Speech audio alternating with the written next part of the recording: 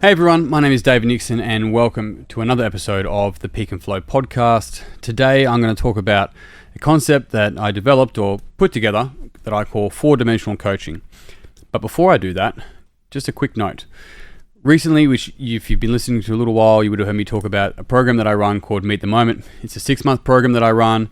It works in cohorts, so a sign up at the start of the year and there's going to be another sign up at the middle of the year. And it's only small groups that I allow in. The cohorts usually around 6 people, give or take. Now, given that, the whole program is designed to cover off mental, physical, social, and environmental and systemic health, sustainable health. It's looking at that in all areas and going, in what areas am I lacking, and what areas can I improve on, and how do I ground my subjective way of being to understand what's the problem behind my problems that I'm experiencing. And those people come into this type of thing from two ends. One is from I'm more anxious than I'd like to be. I'm experiencing this pain that's clear for me, but I'm not sure how to get out of it, and I want to really step into my potential that way. Whereas people may come into this program going, I know that I'm capable of more and I'm just not sure what's holding me back from really giving myself permission to lean into my full mind, body and beyond potential.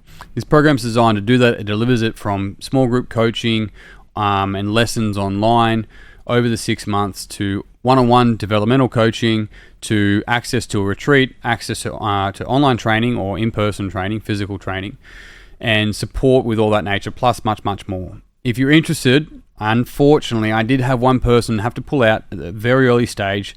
We've only just started. So for this next week, I will open up one spot for someone who and ahed maybe, if you're there, if you thought about doing it, or maybe this is the first time you've heard about doing it, but you're ready to make a change and you want to be in the right support group with the right support people, reach out. This is going out on the 6th of February 2024. I'll shut it off at the end of this week, Friday, Saturday. So if you're interested, reach out. It's the last chance until middle of the year, and even then I've got a bub due middle of the year, so I've got to make sure I've got a decision around what time and capacity I have then as well. So don't hesitate, don't sit on the fence, make a decision, change your life. Given all that, shall we get into it? So 4-dimensional coaching. One of the key things that I've seen over 20 years working in the fitness and health space and working with people in general and maturing myself is twofold from a client perspective and from a coach perspective. Is people don't grow through ages, they grow through stages. And those stages are also contextually dependent upon different areas of living and life. So some people can be at a later stage of development, a greater perspective when it comes to systems, but an earlier stage of development when it comes to understanding self, and vice versa. And so one of the beautiful things of understanding that is looking at, for trainers and coaches, well, how do they grow through stages? How do they grow through the stages of being a fitness trainer / coach? And I've put together over the years, from observation of self, observation of other trainers coming through, observation from clients and work from clients, that there's different dimensions to coaching. And so as we move through these stages, we start to add more dimensions to our coaching. And the whole goal for today is to go through and explain those as 4-dimensional coaching is what I call it. And so where this comes from is not saying that a first dimension is better, is worse than a fourth dimension or anything like that at all. It's all context dependent. You move through these stages. Now, maybe you're not a fitness trainer or a coach. Maybe you can relate to this in your work and how people move through stages in your industry, career, maybe even in your skill set, if that's stay-at-home parent or whatever the case might be. It's going to be relatable across that. I'm grounding this in the context of coaching. So, shall we get into it? One of the key things that's probably worth considering first is, like, why is this actually even important? Well, it allows me as a business owner and as working with other coaches and trainers and gym businesses to go, this is the framework of development. And as we move through this framework, we gain a greater perspective, we gain a greater experience, because a 4D coach, a 4-dimensional coach, they're not interested in being a good coach. They're interested in curiosity. They're interested in being an experienced coach. Earlier on, the individual may be more associated or infatuated with feedback. Am I doing good? How did you find the session? Yes, am I being motivating enough? All of those sort of things. The 4D coach with the experience doesn't care about any of that. They know that that's all on the client, not the coach. It's not a reflection of them necessarily. So, and in saying that, the other thing I just want to preface this with is that if somebody develops over time to become a 4D coach, it doesn't mean that the first dimension is not useful. So if I'm running a beach session with 100 people, this first dimension of simply instructing is going to be very, very important. However, I might have set up the whole session, program, how it runs, all the pre-coms from a 4D space and deliver it in a 1D space. So it's powerful knowing these frameworks and going, where am I at and what's the next step? So given that, let's start with 1D, the first dimension, which is simply I call it instruction. And so you can think of this as 4 different ways. It's really quite interesting. You've got insight, instruct, install, and integrate.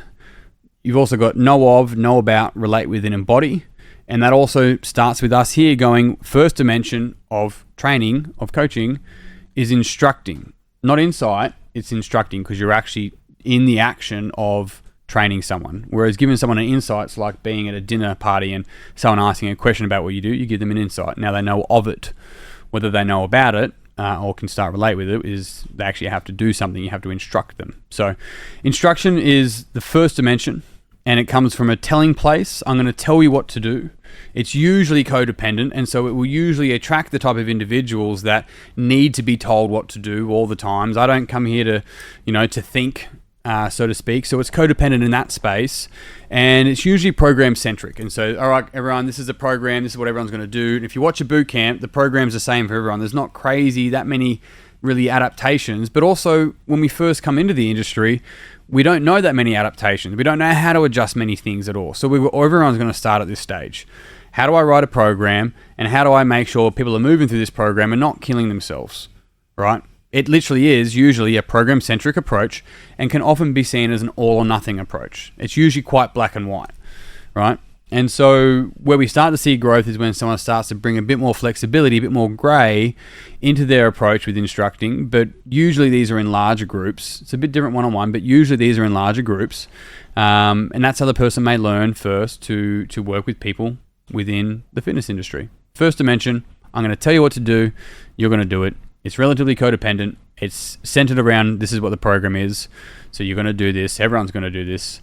And it can often be an all-or-nothing approach.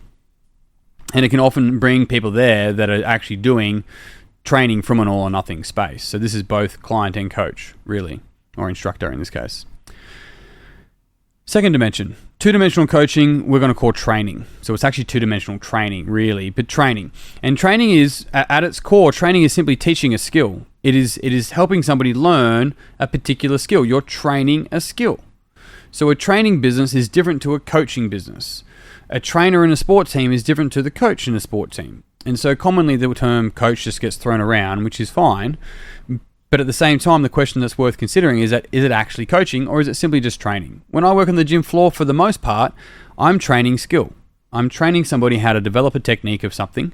Now, what I'm also doing is bringing into that coaching qualities. The way that I ask questions, what I'm listening for, I'm listening for what they're not saying. I'm building a relationship with them over time, all of that sort of stuff. And so when we look at 2D, two-dimensional training, teaching skill, now it's dependent. The person can kind of work on their own, but they're dependent upon feedback. It is commonly technique-centric, and it comes from a place, is it right technique, wrong technique? So when people move on from the boot camping instruction kind of space, they go, I want to learn the right technique. I hurt myself at boot camp, something I've heard, not that specifically, but examples of that over the years. I want to make sure I'm learning the right way to do it. And what we find with trainers in this space is they start to bring a bit of flexibility where there's like, well, we'll work on building it so that you get it right over time. But the idea that there's a right technique is a little bit short-sighted. And I can explain why. The reason why I say that is there isn't a right way to kick a soccer ball. There's probably a wrong way, but there isn't a right way. It's something that you continually develop over time. So it's contextually appropriate, and it's more about developing an individual's kinesthetic awareness or their body intelligence, rather than going, hey, that's the right way to do a barbell deadlift. And then the person goes, great, I've ticked that box at this weight in this controlled environment. And then they try and do that in a workout. But what we haven't done is help that individual understand how to know for themselves when they're moving and hinging well, regardless of whether it's a barbell, sandbag, kettlebells, a baby, whatever the case might be. So actually shifting it from technique-centric to body awareness-centric and really person-centric, which is next, is a completely different approach. But the kinesthetic awareness approach doesn't come before the technique. The technique comes first. And then from there, through experience, people develop to the third dimension, which is coaching. Coaching is influencing, it's commonly independent, and so you're able to kind of work from a coaching perspective, you're able to work with the individual, but they're building independence on how they exercise and train. People in this space, the coaches are commonly like, I want my clients not to need me, right? They want to be independent with their clients, but they want to see their clients be independent regardless. And so that way, we're starting to look like, you can imagine the time horizon from 1D instructing to coaching and 4D in a second, is actually the time horizon of the person's worldview improves. Hence where it's first dimension, second, third, and so forth. And so, given that, they are usually influencing, and they build influential and presentation skills, and they're able to do that in the sense of going, well, how does this person make sense of the world? What are they saying? How can I speak to this person? How do I need to speak to the next person compared to this person? So it does become a person-centric approach. I would actually call it a persona-centric approach, because the person's adapting based on the personalities that are presented in front of them, which is good. It's fine. It's a little bit, it's missing something, but at the same time, it's working to go, how can I influence this individual to do something that's positive for them long term? It's aiming towards a healthy approach.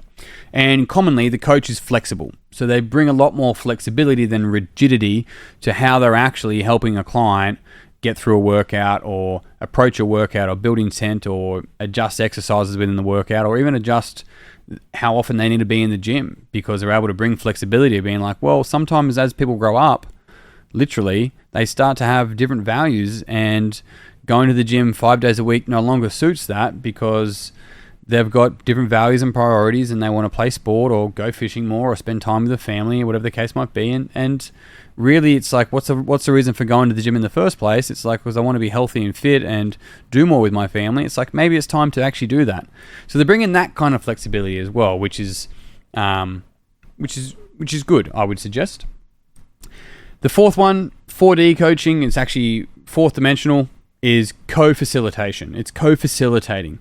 In this space, you are working together. It isn't, here's a trainer, here's the client. You're actually working together, because at this point, the coach is fully aware that the subject is the expert in their subject. And so we have to co-facilitate to create a workout and create an experience and create a small step in a long vision, a long-term time horizon. And in order to do that, it's not me telling you what to do, it's me working with you so that you can build interdependence, right? And what that really means, interdependence compared to independence, is that I have the capacity to be myself around you and utilize resources within both of us, but we also stand alone as it is. And so we're choosing to be here. Both of us are choosing. It's not a needs-based relationship. It's a choice-based relationship. And it's grounded on love and education, which really another word for that would be space. So understanding the space of learning, and failures are part of the process.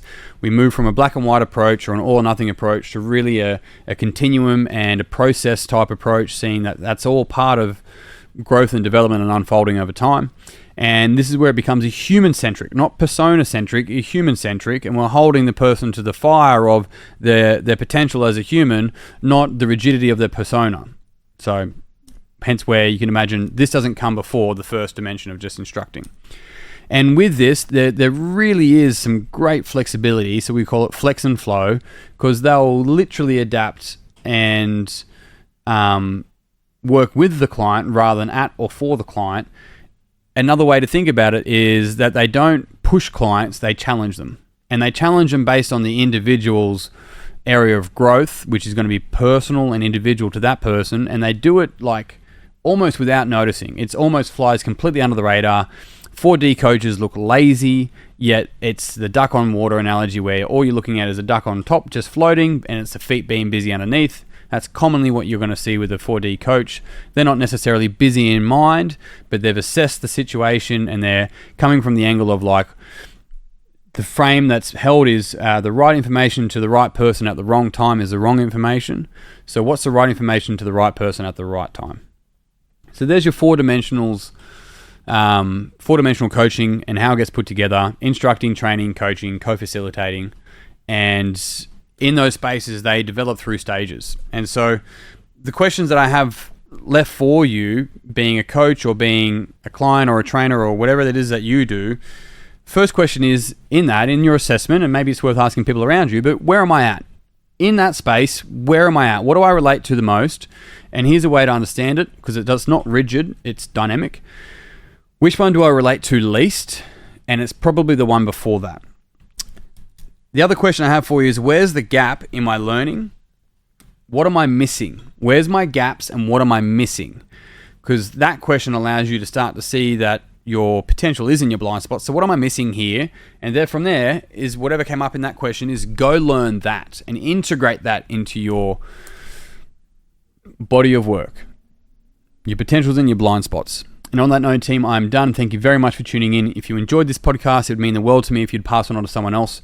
If you own a gym or work in the industry and you want to learn more about this, please reach out. I'd love to chat with you. I'd love to work with your team if that's the case. Even if you're not in the industry, I do this stuff with other corporate clients, from construction through to schools and teachers and so forth. So it's work that I love doing. If you're interested, reach out. But that's me done. I'm out. Until next time, peace and pizza. I'll see you soon.